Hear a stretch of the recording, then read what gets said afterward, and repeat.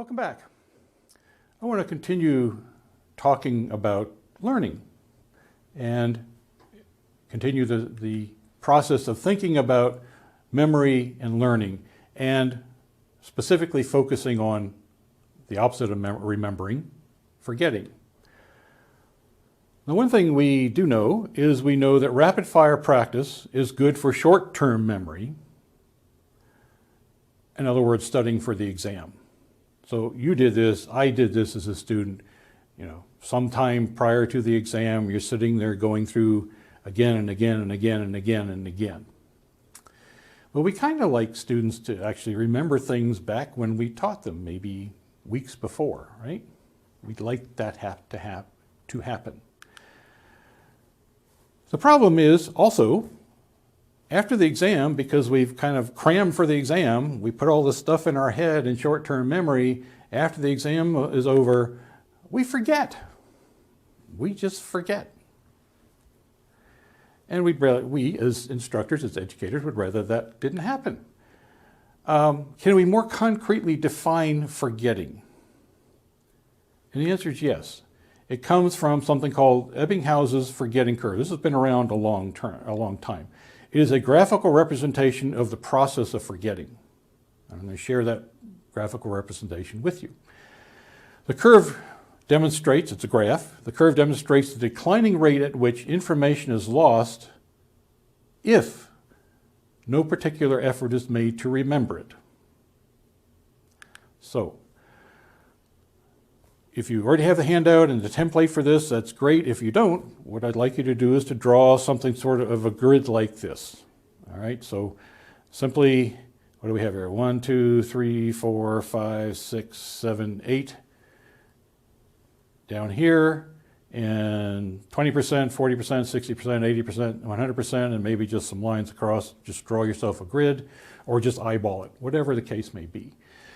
Again, the forgetting curve shows how information is lost over time when there is no attempt to retain it. So this is the percentage retention.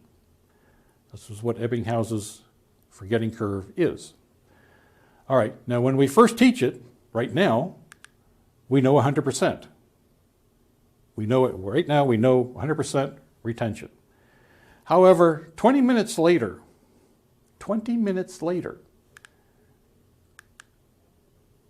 we've already lost over 40%. An hour later, we've lost over half. We're down to 44% retention. In an hour, 9 hours.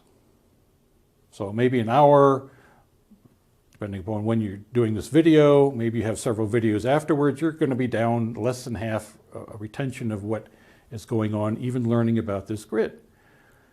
9 hours later, 36%. One day, tomorrow, we've lost 2/3 of what we knew back here. So we're down to 33% retention if something is not done to help us remember. 2 days starts to level out a little bit here, 28%, 6 days, so in about roughly a week, 25%, and then 31 days, and I put that in there particularly because many times we're teaching something and it's not until much later, several weeks later, that we're having the exam. If nothing is done to review that, we're only remembering about 1 out of every 5 things that we learn of this 100%, only 21% retention. So we forget very quickly. You can see how fast this thing declines. And then, yes, it starts to level out a little bit, but really dropping very, very quickly. Okay, so again, this is Ebbinghaus's forgetting curve. It shows how information is lost over time when there is no attempt to retain it. That's a key. As instructors, as teachers, as educators, we need to use strategies to help students bring this curve up. And that's what we're going to talk about in another video. Conclusions? In the absence of attempts to retain information, think review, activities, whatever the case may be, we forget. That's just part of our biological process of how the brain works. And the process of forgetting is actually relatively rapid. And so again, as educators, we need to figure out how can we help our students retain that information more effectively.